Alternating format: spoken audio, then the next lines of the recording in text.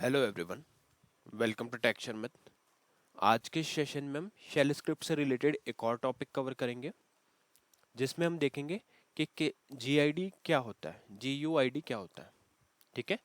Last session में हमने ईयूआईडी के बारे में देखा था, हमने उसकी डेफिनेशन देखी थी, पर्पस, यूजेस, प्रैक्टिकल यूजेस, है ना। ये सारी चीजें हमने ईयूआईडी के लिए कवर किया था। अब जो हम टॉपिक डिस्कस कर रहे हैं उसका नेम है जीयूआईडी। अब इन दोनों को समझना इंपॉर्टेंट इसलिए है क्योंकि ये एक इंटरव्यू क्वेश्चन भी है। कई बार इंटरव्यूज में भी डायरेक्टली पूछा जाता है कि ईयूआईडी वर्सेस डीयूआईडी बताओ, जीयूआईडी, है ना। तो उस केस में हमें क्या बताना होता है, इन दोनों का डिफरेंस बताना होता है कि डिफरेंस बिटवीन ईयूआईडी और जीयू। ओके।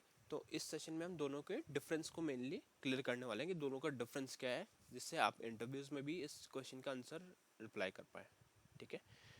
तो स्टार्ट करेंगे थियोरेटिकल पार्ट से। पहले पहले थियोरेटिकल चीज़ें देखेंगे कि जीयूआईडी क्या होता है ना। और जब वो चीज़ क्लियर हो जाएगी उसके बाद में हम इसको एक शेल स्क्रिप्ट हम ऐसे क्रिएट करेंगे जहाँ पे हम जीयूआईडी का यूज़ करने वाले हैं। उसको प्रिंट करके देखेंगे जीयूआईडी क्या होती है, कैसे प्रिंट होती है।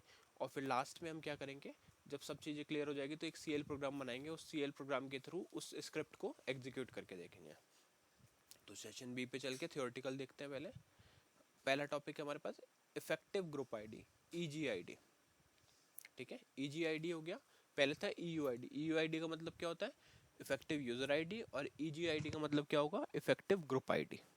तो पहला डिफरेंस तो आपको यही पता होना चाहिए दोनों का, कि ईयूआईडी का मतलब होता है इफेक्टिव यूजर आईडी और ईजीआईडी का मतलब होता है इफेक्टिव ग्रुप आईडी। ठीक है। अब देखते हैं डेफिनेशन। डेफिनेशन क्या है, the effective group ID EGID is similar to the EGID but applies to the group permission। ठीक है। तो ये होता क्या है, बिल्कुल सेम ही होता है जैसे आपने EUID में देखा था कि ये एक यूनिक प्रोसेसेस को यूज़ करता है रिसोर्स को अलोकेट करने के लिए। रीड राइट के टाइम पे इसको चेक किया जाता है, इस पे चेक्स लगाए जाते हैं ना। तो सेम चीज़ GUID EGID के साथ भी है। सॉरी, GUID नहीं, मैं आपको GID बोल रहा था पहले। EGID है ना, EGID इफेक्टिव ग्रुप आईडी। तो EGID भी सेम वर्क करती है EUID की तरह, बट यहाँ पे बस एक डिफरेंस होता है कि ये किस पे अप्लाई होती है, परमिशन, ग्रुप परमिशंस पे अप्लाई होती है। ठीक है। तो यहाँ लिखा है it determines the group level access permissions for process. ठीक है। तो ये क्या करेगा, ग्रुप लेवल पर एक्सेस परमिशंस को डिटरमाइन करता है। अब ग्रुप यूजर्स भी हो सकते हैं, है ना, एक से ज़्यादा यूजर मिलके कोई टास्क करते हैं तो उनको ग्रुप परमिशंस चाहिए होती है। तो ग्रुप आईडी परमिशंस के लिए हम क्या यूज़ करते हैं, हम यूज़ करते हैं EGID।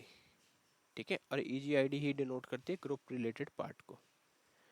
फाइन। नेक्स्ट हमारे पास पर्पस क्या है, EGID। अब यहाँ पे जैसे अगर हम देखते हैं इसका पर्पस क्या है, the EGID is used to check group level access permissions for the process, allowing or denying access to files and resources based on group ownership। ठीक है। तो इसका मतलब क्या हो गया, EGID है वो यूज होता है किस लिए, ग्रुप लेवल एक्सेस परमिशन के लिए प्रोसेस के through, allow or denying access to files resources based on the ownership, on the group ownership। तो यही EGID के बेसिस पे क्या होता है, रिसोर्स से रिलेटेड अलोकेशंस की रिलेटेड परमिशन को या तो ग्रांट कर सकता है या डिनाई कर सकता है प्रोसेस।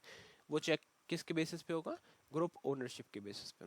अगर ग्रुप ओनरशिप में परमिशन है उसकी तो उस चीज़ को अलाउ कर दिया जाएगा, वो जो भी रिक्वेस्ट रिसोर्स के लिए वो आएगी। इन केस अगर वो एक्सेस नहीं है तो उस केस में वो डिनाई हो जाएगा। ठीक है।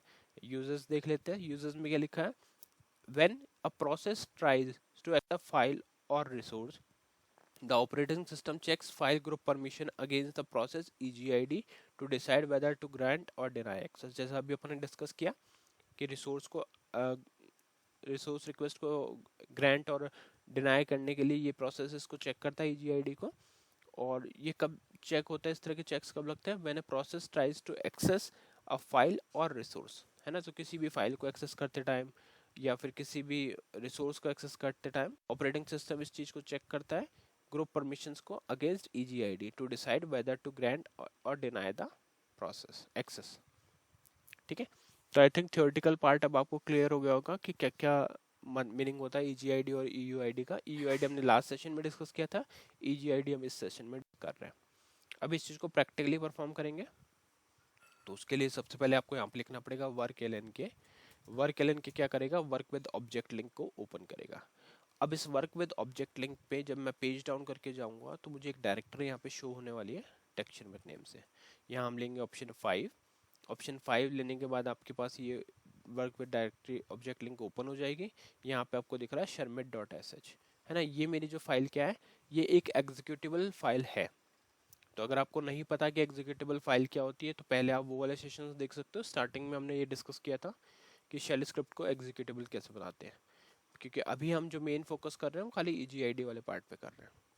ठीक है, तो ये फाइल एग्जीक्यूटेबल है ऑलरेडी। मैं यहाँ पे ऑप्शन 2 ले रहा हूँ। अब यहाँ पे हमने क्या लिखा हुआ है, एक मल्टीलाइन कमेंट लिखा हुआ है, presented by texture with EGID in shell script. तो ये टॉपिक नेम शो करने के लिए बस एक हमने मल्टीलाइन कमेंट डाल दिया। अब हम प्रिंट करके देखते हैं EGID को। तो EGID प्रिंट करने के लिए आपको लिखना है इको, यहाँ हम लिख देते हैं इफेक्टिव ग्रुप ID। ठीक है, और यहाँ पे आ जाएगा ब्रैकेट में EGID कॉलन, और कॉलन के बाद में डॉलर आएगा, डॉलर के बाद में आ जाएगा EGID, और ये कोड क्लोज हो जाएगा। ठीक है, तो ये क्लोज हो गया, स्क्रिप्ट रेडी है। यहाँ से कर देंगे F3 सेव के लिए, फिर से F3 करना इंपॉर्टेंट है एग्जिट के लिए। अब चलते हैं सेशन B पे, और यहाँ पे अपन क्यूशल पे इस चीज़ को एग्जीक्यूट करके देखेंगे। तो उसके लिए मैं इसको बस हाइड कर रहा हूँ एक बार। यहाँ अपन लिखाएंगे QSH एंटर, और इधर आएगा path slash home Sharmit slash tech Sharmit slash Sharmit dot sh enter, है ना। तो अभी EGID क्या है, 0। इसका मतलब अपने पास ग्रुप से रिलेटेड कोई भी परमिशन नहीं है। ठीक है, ये चीज़ क्लियर हो गई।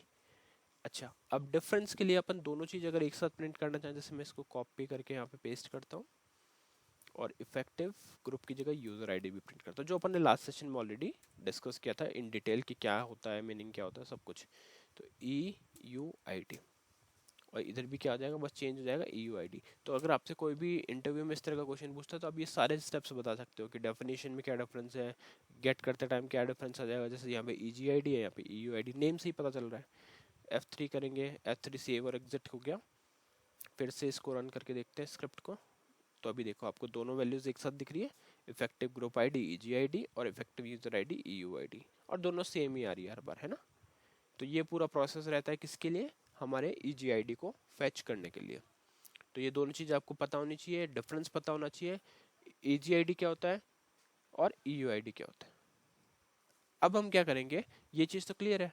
तो अब फटाफट से एक बार देख लेते हैं कि CL प्रोग्राम के थ्रू कैसे इस चीज़ को इम्प्लीमेंट किया जा सकता है। तो उसके लिए आपको यहाँ पे लिखना पड़ेगा work MBR work with PDM। यहाँ पे ऑप्शन लेंगे 2। ये प्रोग्राम ऑलरेडी क्रिएट किया हुआ है, और मैं अज्यूम कर रहा हूँ कि बेसिक चीज़ें आपको पता है कि वेरिएबल कैसे डिक्लेयर करते हैं, है ना, ये सब चीज़ें। तो वहाँ पे बस अपन फ्लो डिस्कस कर रहे हैं इस प्रोग्राम का।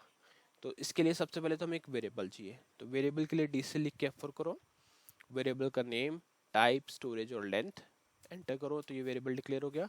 फिर आपको CHG वैल्यू लिख के F4 लेना है, वेरिएबल का नेम, और स्क्रिप्ट आ जाएगी slash home Sharmit tech Sharmit dot sh, और फिर लास्ट में हम strqsh से इस स्क्रिप्ट को रन करेंगे। तो यहाँ पे मैंने डाल दिया कमांड जो हमारे वेरिएबल का नेम है, और फिर इसके बाद में सिंपली इस प्रोग्राम को कंपाइल करके कॉल करेंगे। तो अभी कंपाइल हो चुका है। जैसे ही मैं यहाँ पे इसको कॉल करता हूँ तो ये दोनों वैल्यूज मेरे को प्रिंट करके दे रहा है, इफेक्टिव ग्रुप ID EGID जो 0 है, और इफेक्टिव यूजर ID EUID जो है 21705।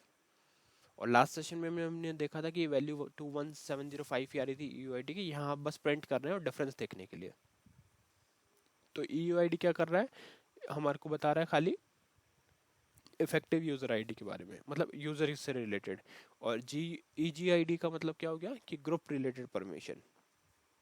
ठीक है, तो ग्रुप रिलेटेड परमिशन कौन बता रहा है, EGID।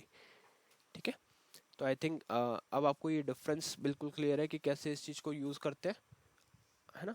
और नेक्स्ट सेशन में हम इसी से रिलेटेड कुछ और ऐसे टॉपिक्स देखेंगे जहाँ पे हम मे बी इससे रिलेटेड और कोई ऐसी आईडी या परमिशंस रहती है वो कवर करेंगे। और प्रोसेस हमारा सेम रहेगा, पहले थियोरेटिकल पार्ट डिस्कस करेंगे उस सेशन में, थियोरेटिकल क्लियर हो जाएगा, उसके बाद में फिर हम उस चीज़ को प्रैक्टिकल देखेंगे कि शेल स्क्रिप्ट से कैसे रन करते हैं, और फिर CL प्रोग्राम से। तो अभी तक की सीरीज आई थिंक आप लोगों को क्लियर हो रही होगी जो भी हमने डिस्कस किया है। नेक्स्ट भी हम ऐसे ही प्रोसेस करेंगे, एक एक स्टेप को, एक एक कमांड, कमांड बहुत छोटी है बट उसको डिटेल में डिस्कस करने के लिए सेपरेटली हम इसको डिस्कस कर रहे हैं। तो अगर आप सेशन को एक दो बार भी देख लोगे, मैं तो ये कहता हूँ कि आप दो बार एक सेशन को देखो, जिससे आपको कमांड कॉन्सेप्ट सब अच्छे से लर्न हो जाएंगे, तो आप किसी भी इंटरव्यू या प्रोजेक्ट सिनेरियो में इसको डील कर पाओगे। ठीक है, तो आज के लिए इतना ही था। नेक्स्ट सेशन में बाकी टॉपिक डिस्कस करेंगे। So thank you for watching take channel.